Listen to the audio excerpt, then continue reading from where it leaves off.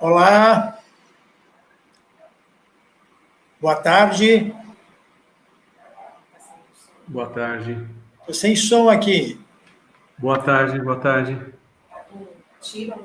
Me ouvem? Olá, olá. Boa tarde, olá. Boa tarde.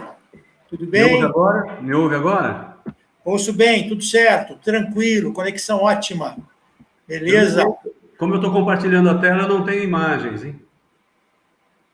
Tá certo, doutor, eu vou apresentá-lo, né? E em seguida eu passo a bola para o senhor aí, tá bom? Dá o seu recado tranquilo? Tá tranquilo. Eu estou com a minha tela de apresentação na mão, portanto eu não tenho nenhuma outra imagem. Bacana. Gente, nós vamos falar agora, dentro desse primeiro Congresso Brasileiro de Transplantados, histórico, marcante na história dos transplantados no nosso país, sobre a trajetória do transplante de medula óssea, com o Dr. Mair Pedro de Souza, médico graduado pela Unesp de Botucatu, médico especialista em hematologia e hemoterapia, mestre em biotecnologia sobre a sobrevida de portadores de leucemia mieloide crônica, e uma vida dedicada ao transplante de medula óssea como médico transplantador, pois é médico do Hospital Amaral Carvalho, na cidade de Jaú, referência mundial do transplante de medula óssea desde 1986, onde, junto com outros médicos maravilhosos e loucos como eles, começaram o transplante em 1996. Eu sou conhecido como professor Carlão, tenho 56 anos de idade e sou transplantado de medula óssea há 3 anos e 10 meses, graças a esse que vai falar com vocês agora, meu médico transplantador, Dr. Mair Pedro Souza. Bem-vindo, doutor, estamos aqui ansiosos por suas palavras. Fique à vontade, querido.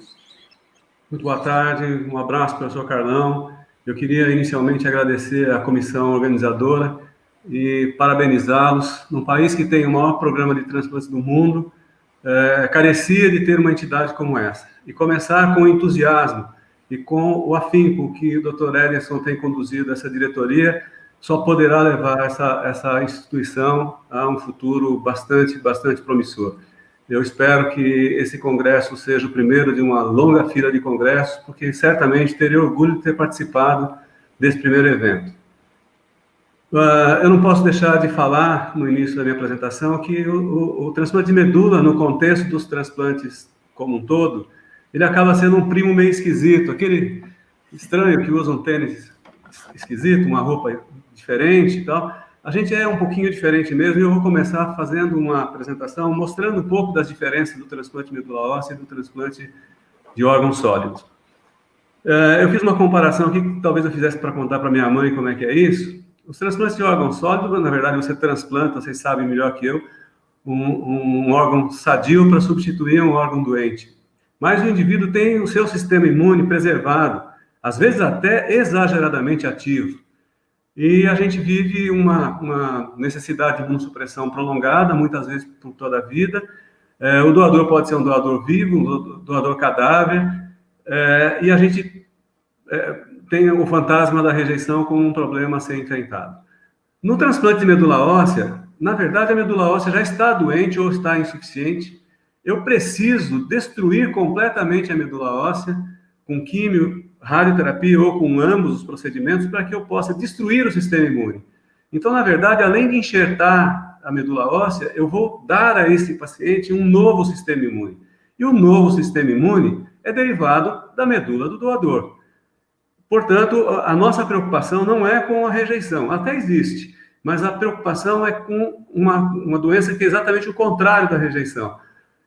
O receptor é rejeitado pelo novo sistema imune que derivou da medula enxertada. Fazendo uma analogia, o transplante de órgãos sólidos é quase igual a eu plantar uma árvore, e o transplante de medula óssea eu preciso preparar o terreno para plantar uma semente e aguardar que essa semente brote. Bom, mas o que é o transplanto de verdade? A gente transplanta um punhado de células naquelas que a gente obtém na coleta, mas efetivamente o que me interessa é um transplante de célula-tronco. A célula-tronco é uma célula que tem uma capacidade fantástica de produzir todas as células que vocês veem nos seus hemogramas. Ela tem uma peculiaridade de ter a capacidade de se diferenciar de acordo com o estímulo e com a necessidade. eu vou lembrá-los que, por exemplo, eu tenho 62 anos, nunca tomei sangue, mas os meus glóbulos vermelhos vivem alguma coisa na ordem de 120 dias. Eu não tomo sangue porque a cada instante eu estou fabricando células novas e destruindo as células velhas. E assim a medula funciona com uma capacidade de trabalho exageradamente perfeita. Mas de onde vem as células-tronco para a gente transplantar? Ela pode vir de um doador, que pode ser seu irmão, um parente ou um não parente, que você busca nos bancos de doadores de medula óssea. Ela pode também vir das células do cordão umbilical placentário, nós vamos comentar isso adiante, e ela também pode vir do próprio paciente.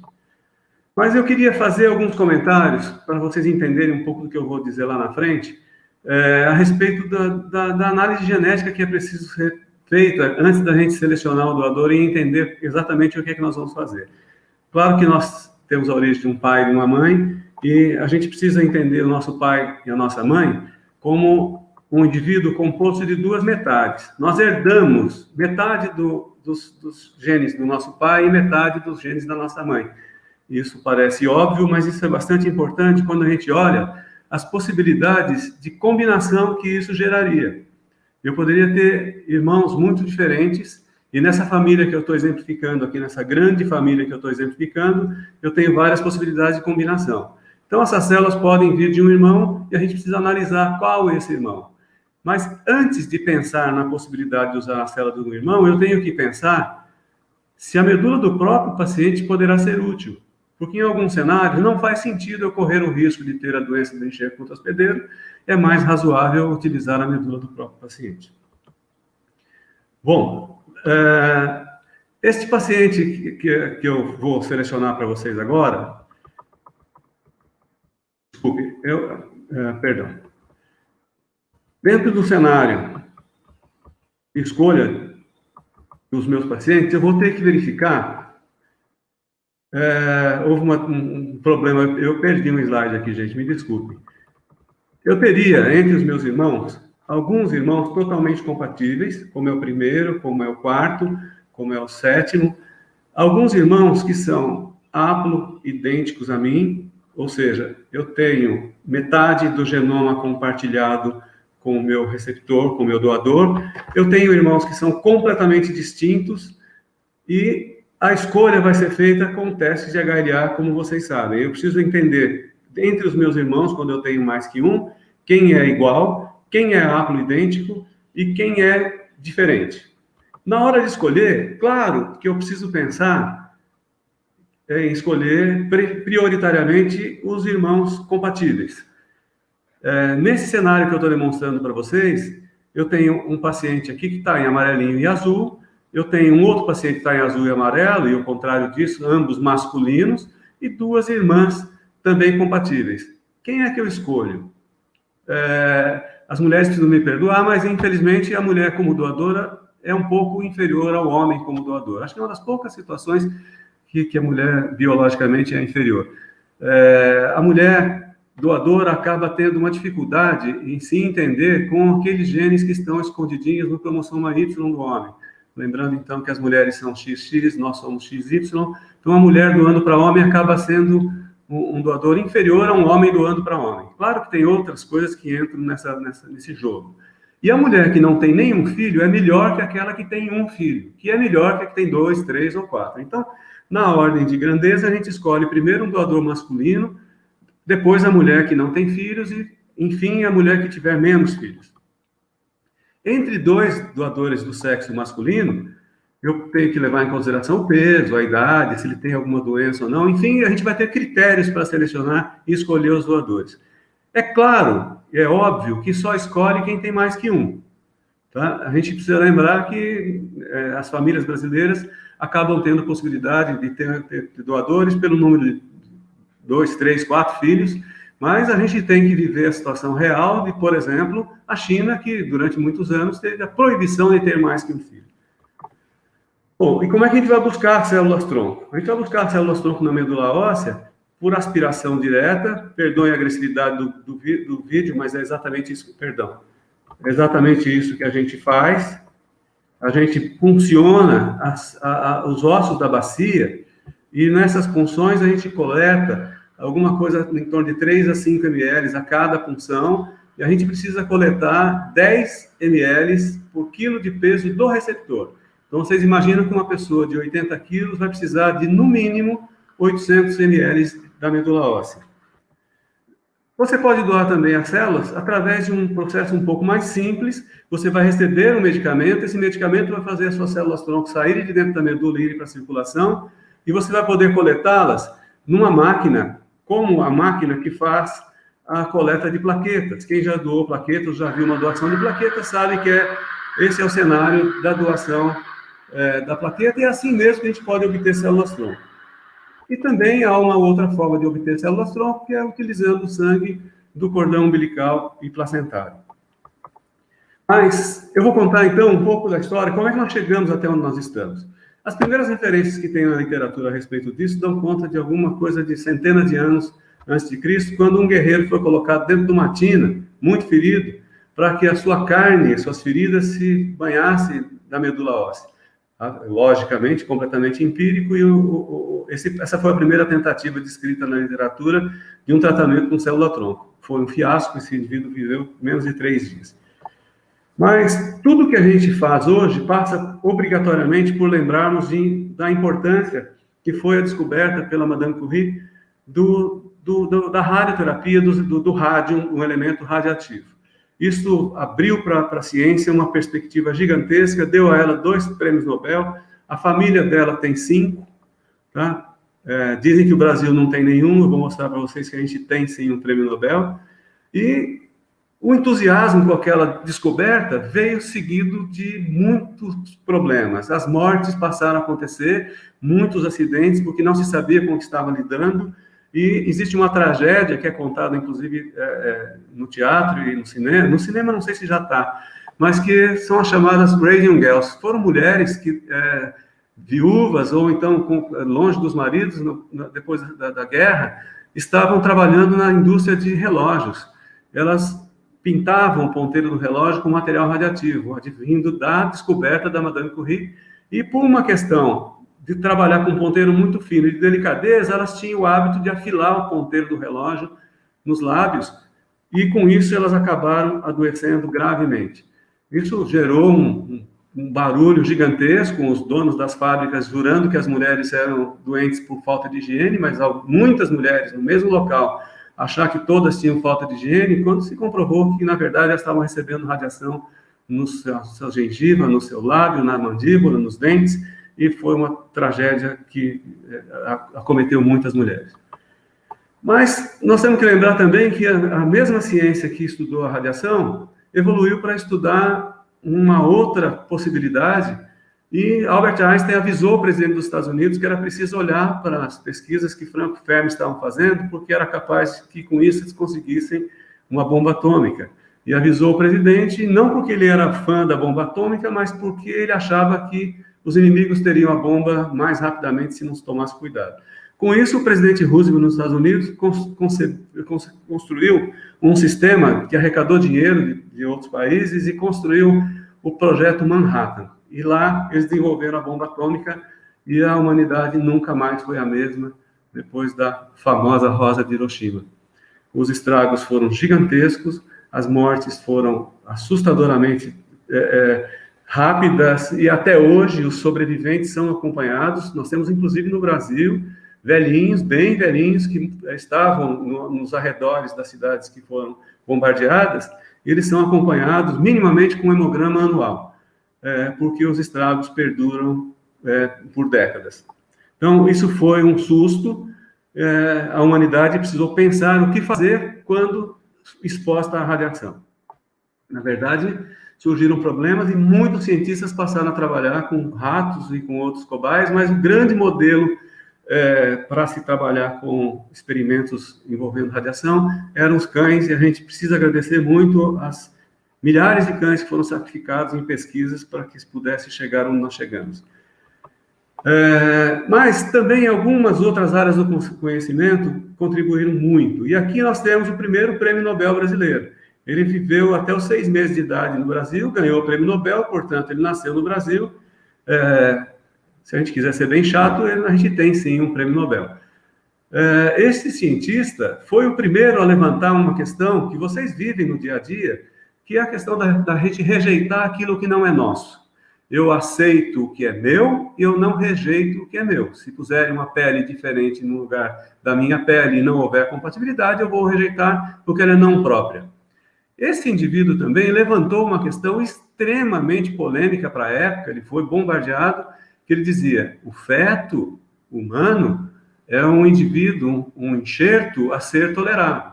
E é mesmo, gente. A gente sabe que nós somos 50% compatíveis com a nossa mãe, portanto, essa parte é perfeitamente tolerada, mas tem os 50% dos nossos pais que a mãe precisa aceitar para que a gente possa evoluir até o final da gestação. Isso é fantasticamente estudado, mas ainda está longe de ser plenamente conhecido, mas é um dos eventos da natureza mais fantásticos que existe. E, curiosamente, muito do que a gente faz em transplante de medula óssea precisa imitar aquilo que a gente já sabe da tolerância entre a mãe e o filho. Mas outras pesquisas foram legais. Em 51, um cientista resolveu... Eles irradiavam os ratos e observavam que os ratos morriam. Mas eles, quando protegeram os fêmures do ratinho ou o baço, eles viram que o rato não morria. Aí ficou uma questão a ser entendida, quer dizer, por que não morriam? Provavelmente não morriam porque a medula óssea tinha uma capacidade de se regenerar se ela fosse parcialmente coberta. Houve até militares que pensaram na possibilidade de levar os soldados à guerra com partes do corpo protegidas por chumbo, que era completamente impossível de ser realizado. Mas, em 55, um outro trabalho, que aparentemente pequeno, mostrou que quando você enxertava uma pele diferente para um ratinho, mas enxertava junto um pouquinho de medula óssea, essa pele era tolerada. Pô, que maluquice fazer isso com o rato, mas essa maluquice feita com o rato levou os cientistas, que, principalmente em Pittsburgh, a fazerem transplantes de órgãos sólidos junto com células-tronco da medula óssea, com o princípio de tentar induzir a tolerância do enxerto. Então, tolerar é uma palavra que fica muito na nossa cabeça e deve ficar na de vocês também. Em 58, ano que eu nasci, foram descobertos e descritos os primeiros antígenos do sistema HLA, que é aquele exame que vocês fazem para saber se tem ou não tem um doador compatível. Em 57, Ronald Thomas trabalhava incansavelmente com cães, ele chegou a ter em casa mais de 4 dezenas de cachorros. Ele trabalhava com cães e observava uma coisa engraçada. Ele fazia transplante entre 2 animais mais parecidos, ia muito bem. Quando os animais eram um pouquinho diferentes, ele via que era uma coisa, acontecia um fenômeno. Os cães perdiam as unhas, perdiam dentes, perdiam a pele, tinham diarreia. E ele chamou isso de doença secundária. Hoje a gente sabe que isso é a doença do enxerto contra hospedeiro. Mas ele fez um comentário, e esse comentário ele disse para a imprensa que ele achava que se ele tivesse um dia um doente com uma leucemia e tivesse um irmão gêmeo idêntico, talvez o transplante pudesse curá-lo. Ele transplantou e a pessoa que recebeu, a menina que recebeu a medula da irmã gêmea, viveu alguns meses, um pouco menos de um ano, super bem, mas recaiu da leucemia. Aqui tem um comentário importante. Na verdade, quem foi atrás dele foi a mãe da menina. E a gente brinca que se fosse o pai não teria acontecido nada. E se o filme Procurando Nemo fosse a mãe procurando o filhinho, o filme duraria talvez uns 2 ou 3 minutos. Paralelamente a isso, quase que concomitantemente, foram publicados os primeiros resultados de transplantes feitos na França. A Iugoslávia, que na época era um parceirão da União Soviética, estava desenvolvendo, a União Soviética tinha um programa de espalhar usinas nucleares pelos países amigos, e na cidade de Vinca, uma das usinas teve uma explosão no reator, e os físicos que lá trabalhavam e funcionários foram irradiados e foram transportados para Paris e foram transplantados pelo professor Maté. Então, na verdade, esses caras foram os caras que começaram o transplante. Aqui tem uma curiosidade. No desespero, sem entender exatamente o que estavam fazendo, vejam aqui que esse último doador era um médico da equipe do professor Maté. Ele doou medula para um indivíduo completamente desconhecido. Então, surgiram aí os primeiros transplantes no desespero entre não aparentados. Então, os caras do transplante são o professor Jorge Maté e o Dr. Edward Donald Thomas. Esses são os pais do transplante. Em 63, uma outra experiência aparentemente anedótica mostrava o seguinte: se você enxertasse a pele num ratinho, mas desse a ele uma dose de ciclofosfamida, que na época era uma droga nova, hoje é uma droga muito antiga, de baixo custo, muito bem conhecida, o ratinho tolerava o enxerto. Nossa, que besteira! Para que fazer isso com os animais? Esta aparente pesquisa aparentemente inocente é pai, na minha opinião, da maior revolução que se tem em transplante de medula óssea, que eu vou contar para vocês um pouquinho mais adiante. Guardem essa informação. Em 68, efetivamente, o primeiro caso de transplante feito, planejado entre duas crianças, em Minnesota, uma família que tinha... Todos os meninos dessa família morriam porque a família tinha uma doença ligada ao sexo, e os meninos morriam por infecção porque eles tinham imunodeficiência. Eles procuraram o professor Robert Good. Aqui tem um link que eu acho que vale a pena vocês verem esse filme. Eu até pediria depois se o pessoal da associação pudesse compartilhar, porque é uma história magnificamente contada de como que aconteceu todo esse procedimento. Eu acho que é um trecho da história que precisa ser visto. Mas, como na primeira apresentação desse mesmo congresso, a doutora Daniela falou, o susto e a surpresa que foi a descoberta da ciclosporina para todos os transplantes, inclusive para os transplantes de medula óssea. Ela foi isolada em 71, foi mandada para Seattle, que já era um grande centro de transplante na época, para ser testada, e ela era um pó na época, que tinha que ser tomado com algum óleo, e vocês sabem a dificuldade que é tomar ciclosporina por conta de cheiro, etc., mas ninguém pode desconsiderar o papel histórico da ciclosporina nos resultados de todos os transplantes, incluindo os de medula óssea. Em 78, foram descritas células do sangue de cordão umbilical, células que tinham muitas características parecidas com a da medula óssea. Essa informação não ficou perdida, muita gente continuou trabalhando em pesquisas com ela. Em 79, olha que maluquice, gente, o primeiro transplante de medula óssea no Brasil. Foi uma coisa de uma ousadia, feitas pelo professor Eurípides Ferreira e professor Ricardo Pasquini. Ambos estão vivos e ativos, para nossa sorte. São dois estudiosos que tiveram uma capacidade de fazer uma coisa que é absolutamente impensada para um país pobre como o Brasil. A gente precisa sempre se lembrar que esses caras fizeram a nossa história, formaram gente, e são, no Brasil, os pais do transplante de medula óssea, e nunca a gente pode deixar de agradecer a ambos pela generosidade que tiveram de difundir o conhecimento com os outros centros brasileiros. Nós devemos muito a eles. Em 83, essa é uma publicação grande, se tentava fazer transplante entre indivíduos incompatíveis ou parcialmente compatíveis. Aquelas pessoas parcialmente compatíveis, com 50% de compatibilidade, chamados haplidênticos.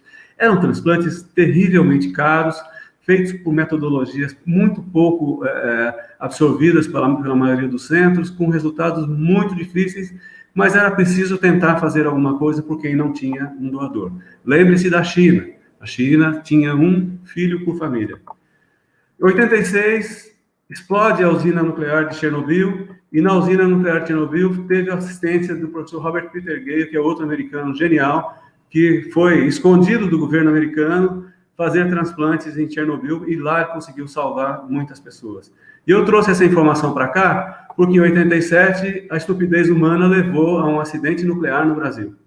Curiosamente, o Brasil que quase nada tinha de material radioativo de grande escala, tem um acidente numa clínica que foi praticamente abandonada por uma equipe de médicos, invadida, a casa foi saqueada, desmancharam o equipamento de radioterapia, levaram para um ferro velho o cabeçote, que tinha uma cápsula de césio lá dentro. Essa cápsula de césio é alguma coisa aí na ordem de 2,5 centímetros, se tanto, um pouco mais grossa que um lápis, mas ela fez um estrago gigantesco que um bairro inteiro de Goiânia teve que ser retirado até o asfalto das ruas para poder descontaminar, porque foi uma tragédia. Quem veio ajudar? O professor Peter Gale.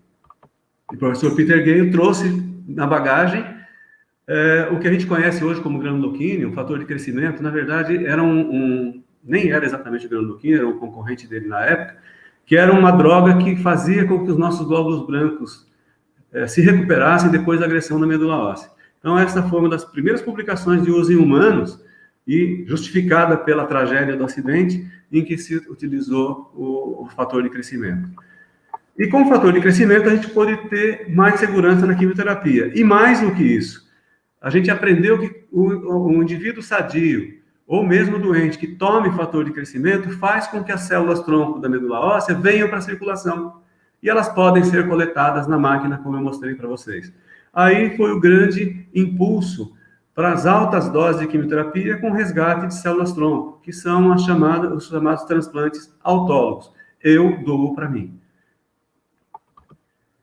Em 1988, o primeiro transplante de sangue de cordão, 10 anos depois da descoberta que as células do cordão umbilical tinham as mesmas características da medula óssea, e aí a gente passou a ter uma nova fonte de medula óssea. Os cordões passaram a ser guardados, congelados e podiam ser utilizados, com uma vantagem: eles não precisavam ter uma compatibilidade tão rigorosa quanto as células da medula óssea. Eu não vou perder a oportunidade, não sei qual vai ser o impacto disso do ponto de vista da associação, mas eu preciso dizer para vocês, tem muita mulher nos assistindo e existe uma coisa que, a meu ver, é absurda, que é uma propaganda enganosa no sentido de estimular as grávidas a guardarem o cordão umbilical para que um dia a criança possa se utilizar. Isso não faz o menor sentido, a não ser que você já tenha tido um filho previamente leucêmico ou previamente doente. Se você não tem esse histórico, pega esse dinheiro, põe uma poupança para o seu filho, você vai usar na escola dele, não vai gastar dinheiro com uma coisa que não faz sentido. A gente vê nas propagandas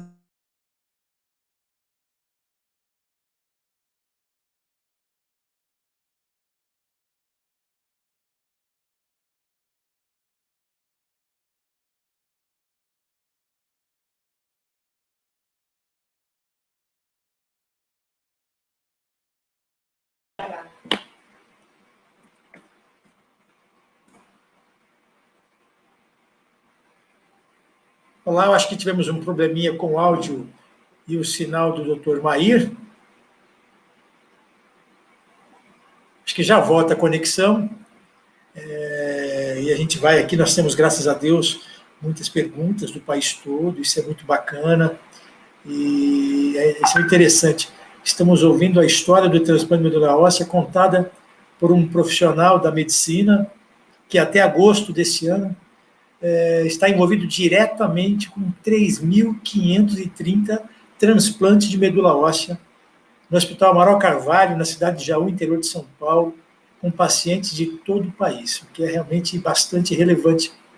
E a paixão da maneira com a qual ele se manifesta e fala sobre o transplante, calçando-se na ciência, no conhecimento técnico-científico, mas sem deixar o lado humano, que é fundamental nos profissionais que estão envolvidos com o transplante, seja ele de órgão sólido, ou seja de tecidos, como é o caso específico da medula óssea. Nós vamos ter um depoimento especial agora e já voltamos. Não vai embora não, tá?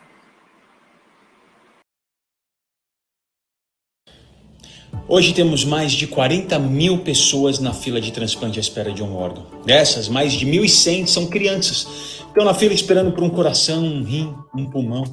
Infelizmente, algumas não resistem até a chegada da notícia tão aguardada. Só no ano passado, 64 crianças morreram na fila sonhando com um órgão que não chegou.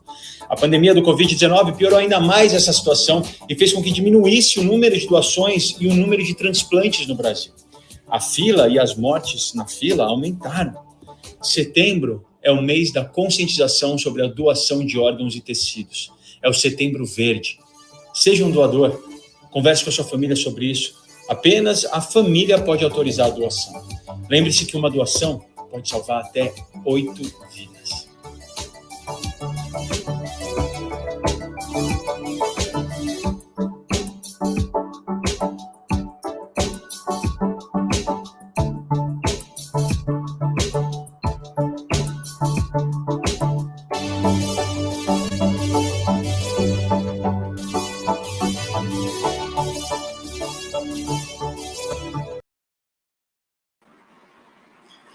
Bacana.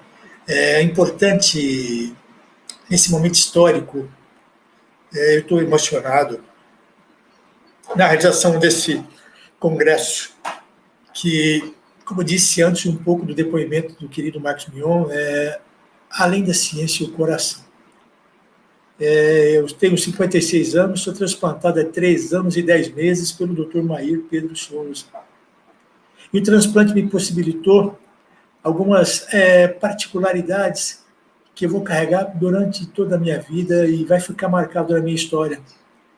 Logo em seguida, tive a possibilidade, a satisfação de fazer parte da ABTX, Associação Brasileira de Transplantados, liderada pelo nosso presidente, Dr. Edson, pelo nosso team manager no esporte, do querido Haroldo e toda a diretoria, com eventos marcantes e históricos. Eu tive a honra, nos primeiros Jogos Brasileiros para Transplantados que realizamos em Curitiba em novembro do ano passado, a oportunidade de conhecer o meu doador que está assistindo exatamente agora o congresso. No primeiro, portanto, primeiros Jogos Brasileiros, eu conheci o meu doador, chamado Luiz Eduardo, nosso querido Dudu. E, por ironia, agora ajudando também, da mesma forma que estava na organização dos Jogos Brasileiros, como membro da equipe que está organizando esse congresso, ter a possibilidade de falar com o meu transplantador, aquele que possibilitou exatamente a minha continuidade na vida.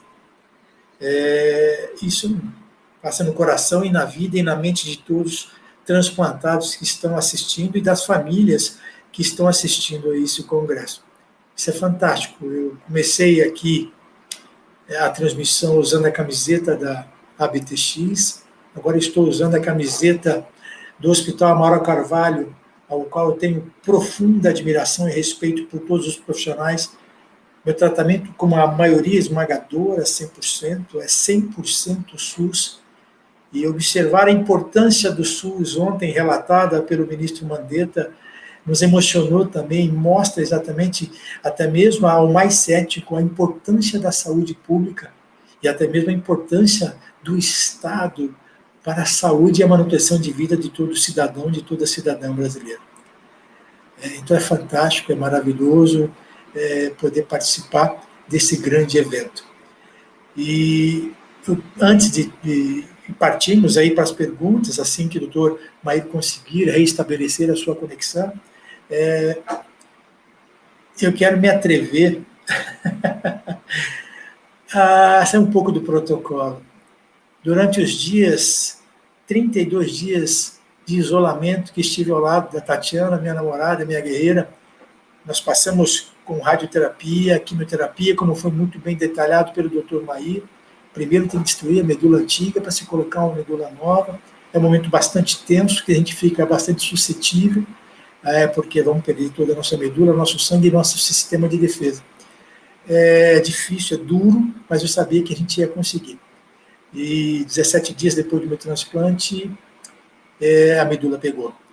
Só que eu fazia de cada dia, transformava às vezes o que era dor, nunca faria em dor, nunca me reclamava das dores que sentia às vezes. E o Dr. Mair todos os dias passava no meu quarto pela manhã, no nosso quarto, meu, da Tatiana, que estava internada comigo, e contava uma historinha e contava exatamente o que ia acontecer em cada um dos dias. Por isso, por ele, meu maior apreço, meu maior respeito, minha maior admiração. Então hoje eu conheço quem me doou a medula e conheço quem proporcionou e transplantou a medula no meu organismo. Fazia de cada dia uma experiência nova e usava uma fantasia diferente para relatar a alegria que era estar naquele momento, recebendo a possibilidade de uma sobrevida com qualidade através do transplante. Então, obviamente, eu já era calvo, fiquei um pouco mais calvo posteriormente, mas uma das marcas do meu transplante eram exatamente essas postagens que fazemos todos os dias, todo dia com um personagem, como uma forma de agradecer a todos os doadores, como a ABTX faz e enaltece, e luta incansavelmente todos os dias pelos direitos dos transplantados do Brasil, tem uma preocupação imensa com a reinserção desse transplantado através do esporte, tem uma preocupação imensa com as garantias e direitos, como foi programado e foi trabalhado e falado durante todo esse primeiro congresso, com muita didática, e isso vai ter resultados e frutos, vocês não tenham dúvida. E quero agora colocar e mudar um pouco, até para que vocês possam até bater uma foto e vocês possam imaginar como é que eu poderia ser diferente caso eu tivesse um pouco de cabelos.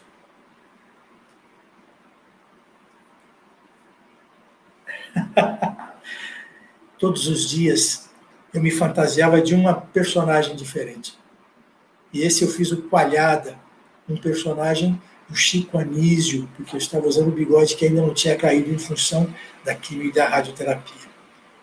O bom humor, portanto, nos possibilita a luta pela vida e a sublimar todas as adversidades que o transplante nos proporciona com mais alegria. Portanto, eu quero agradecer a todas e a todos por terem tido a paciência. Parece que, infelizmente, o Dr. Mair não vai conseguir restabelecer contato. Quero agradecer imensamente e parabenizar a BTX, elencando um homem e uma mulher desse grupo. Quero elencar o Dr. Edson, presidente, nossa querida Luciane, Gabi e as demais mulheres. Parabéns pela organização desse maravilhoso evento, do qual eu também faço parte. E digo o seguinte, para finalizar, nós temos uma responsabilidade imensa para que mais pessoas tenham a mesma oportunidade que nós temos. Finalizo da seguinte maneira para vocês. Nós temos exatamente que ter a grandeza de lutar para que mais brasileiras e mais brasileiros tenham a mesma possibilidade que nós temos.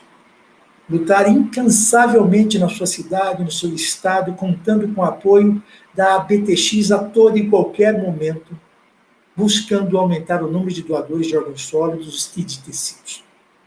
Com ações, de campanhas, falando para todos que você possa ter acesso, se identificando como membro da associação ABTX, porque pois a ABTX é você. E isso representa um gesto de amor. É um gesto de amor. O sangue é um produto que não pode ser produzido artificialmente, mas ele só pode salvar a vida do próximo caso você estenda o braço para que esse sangue possa ser colhido